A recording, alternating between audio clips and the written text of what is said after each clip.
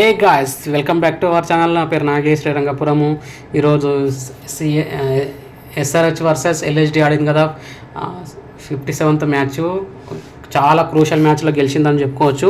ఒకసారి చూసుకుంటే కనుక 10 ఓవర్లో కంప్లీట్ చేసింది. ఇంకా 2 balls ఉండగానే ఫస్ట్ ఓవర్లో 8 runs కొట్టినారు, సెకండ్ ఓవర్లో 17 runs కొట్టినారు, థర్డ్ ఓవర్లో 22 runs కొట్టినారు, ఫోర్త్ ఓవర్లో 17 runs కొట్టినారు, 5th ఓవర్లో 23 runs కొట్టినారు, 6th ఓవర్లో 20 runs కొట్టినారు, 7th ఓవర్లో 19 runs కొట్టినారు, 8th ఓవర్లో 17 runs కొట్టినారు, 19th ఓవర్లో 14 runs కొట్టారు, 10th ఓవర్లో 2 balls మిగిలింగ్ ఉండగానే 10 runs కొట్టి ఓవరాల్గా అయితే 9.4 balsలోనే 166 కొట్టేసి రన్ చెప్పి ఈజీగా అనుకోవాలి. దాంట్లో ఇద్దరు ఇరుగమరుగా ఆడిరు అని చెప్పుకోవాలి. Travis head and Abhishek Sharma ఇద్దరికి మంచి స్ట్రైక్ రేట్ తోటి కొట్టినారు, ప్లస్ మంచిగా ఆడిరు అని చెప్పుకోవచ్చు. వీళ్ళు చాలా గెలిచే మ్యాచ్ల్లో క్రూషల్ మ్యాచ్లో గెలిచారు.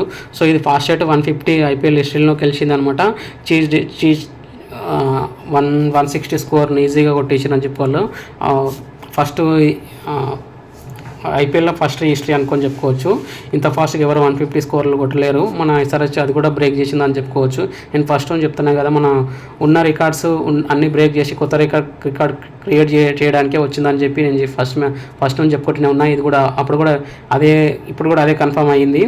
సో ఓవరాల్గా చూసుకుంటే ఫస్ట్ బ్యాటింగ్ వాళ్ళది అయిపోయిన తర్వాత 156కి 4 wickets పడ్డాయి. సో దాంట్లో వాయిస్ బదన్ 30 balls 55 కొట్టినారు, నిక్లస్ పూరన్ 26 balls 48 కొట్టి, కేఎల్ రాహుల్ 33 balls 29 కొట్టి చేసినారు. దాంట్లో భువనేష్ కుమార్ 4 overs వేసి 12 runs ఇచ్చి 2 wickets తీసుకుంటూ గ్రేట్ అనుకొని చెప్పాలి. ప్యాట్ కమిన్స్ కొంచెం ఎకానమీ ఎక్కువ ఇచ్చిండు. షాబాజ్ అహ్మద్ 2 overs 9 ఇచ్చేసిండు, ఒక్కటి కూడా తీయలేడు. సో ఓవరాల్ చూసుకుంటే మన 30 balsలో 89 runsతో ట్రావిస్ హెడ్ మంచి ఇన్నింగ్ ఆడిందని చెప్పుకోవచ్చు. స్ట్రైక్ రేట్ కూడా చాలా మంచిగానే ఉన్నది, 290 వరకు ఉన్నది. సో అభిషేక్ శర్మ వచ్చేసి 28 balsన 75 కొట్టారు. అభిషేక్ శర్మ 3 matches ఆడలేడుగా, ఈ మ్యాచెస్తో మంచి కంబ్యాక్ ఇచ్చిండని చెప్పుకోవచ్చు. 28 balls 78 అంటే మంచిగా ఆడిందని చెప్పుకోవచ్చు. సో దీంట్లో చూసుకుంటే కనుక మళ్ళీ మొత్తం మనది కూడా 167 కొట్టారు అనుకొని చెప్పాలి.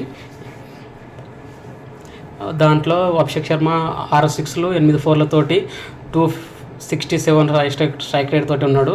ట్రావిస్ హెడ్ అయితే 30 balsలో 89 కొట్టేసి 8 6లు 8 4లు కొట్టి 296 స్ట్రైక్ రేట్ తోటి ఉన్నారనుకొని చెప్పాలి.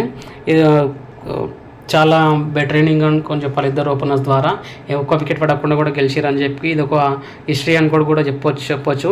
దీంట్లో ఫీల్డింగ్ అయితే మంచిగా నితీష్ కుమార్ రెడ్డి మంచిగా క్యాచ్ పెట్టిండు, నటరాజన్ మంచిగా క్యాచ్ పెట్టిండు, ఒక ప్యాట్ కమిన్స్ కూడా మంచిగా రన్అట్ చేసిన అని చెప్పుకోవాలి. దాని తర్వాత రణ్వీర్ సింగ్ కూడా మంచిగా ఒక క్యాచ్ పట్టిండు అని చెప్పుకోవాలి. అది హైలైట్ అనమాట. అభిషేక్ శర్మ ముంబై తోటి 16 balsతో హాఫ్ సెంచరీ చేసిండు. ట్రావిస్ హెడ్ డీసీ తోటి 16 balls హాఫ్ సెంచరీ చేసిండు. ట్రావిస్ హెడ్ ఎల్హెచ్ తోటి ఇప్పుడు ఈ మ్యాచ్లో 16 balls హాఫ్ సెంచరీ చేసిండు. ముంబై తోటి 18 balsలో ట్రావిస్ హెడ్ హాఫ్ సెంచరీ చేసిండు అనమాట. ఇది కూడా హిస్టరీ, ఒక సైడ్ హిస్టరీ చెప్పుకోవచ్చు. సో నెక్స్ట్ 16 balls ఇద్దరు 16 balls 19 balsతో హాఫ్ సెంచరీ తోటి చెల్లరగింటారని చెప్పుకోవచ్చు. అట్లనే చాలా హెవీ స్ట్రైక్ రేట్ తోటి ఈజీగా మ్యాచ్ గెలుస్తారని చెప్పుకోవచ్చు. చాలా క్రూషల్ మ్యాచ్లో గెలిచిరు మన ఉప్పల్లో అయితే. ఫ్యాన్స్ అయితే ఫుల్ హ్యాపీ అనుకోవాలి. దాంట్లో నేను కూడా ఫుల్ హ్యాపీ. కాకపోతే టీ నటరాజన్ కొంచెం హెవీ అయిందని చెప్పుకోవాలి. 12.5 స్ట్రైక్ రన్ రేట్ ఎకనామీ తోటి 4 overs వేసి 50 runs ఇచ్చిండు. కొంచెం అతను తప్ప మిగతా వాళ్ళందరూ మంచిగా వేసారు. జయదేవ్ ఉన్న అక్కడ కూడా మంచిగా వేసారు. ఇది దాంతోపాటు మన 3rd పొజిషన్లో ఉంది. 10 matches ఆడి 7 matches గెలిచి 5 matches లాస్ తోటి 14 points తోటి 3rd పొజిషన్లో ఉంది. రన్ రేట్ వచ్చేసి 0.41 తోటి చాలా క్రూషల్ మ్యాచ్ ఇది అనుకొని చెప్పుకోవచ్చు. గెలవడానికి క్వాలిఫై కావాలని కూడా ఈజీగా ఉంటుంది. ఇంకా 2 matches ఉన్నాయి. 2-2 గెలిచినా సరే, 2-1 గెలిచినా సరే 16 points తోటి ఈజీగా క్వాలిఫై అవుతుంది. అది అడ్వాంటేజ్ అని చెప్పుకోవాలి. సెకండ్ పొజిషన్ కోసం ట్రై చేసాను మనలో కూడా. సెకండ్ పొజిషన్ కూడా మిగిలిన 2 matches 2 గెలిస్తే 4 points యాడ్ అయితే ప్లస్ 18 points తోటి సెకండ్ పొజిషన్లో ఉంటే అడ్వాంటేజ్ ఏముంటుంది అంటే ఒక ఎలిమినేటర్ వన్లో ఒకటి ఓడిపోయినా సరే నెక్స్ట్ మ్యాచ్ ఛాన్సెస్ ఉంటాయని చెప్పుకోవచ్చు. సెకండ్ పొజిషన్కి ఉంటే బెటర్ అని చెప్పొచ్చు. సో ఈ మ్యాచ్ తోటి అయితే రన్ రేట్ కూడా చాలా పెరిగిందని, -300 ఉంటే +400 వరకు వచ్చేసింది. మంచి రన్ రేట్ వచ్చిందని చెప్పుకోవచ్చు.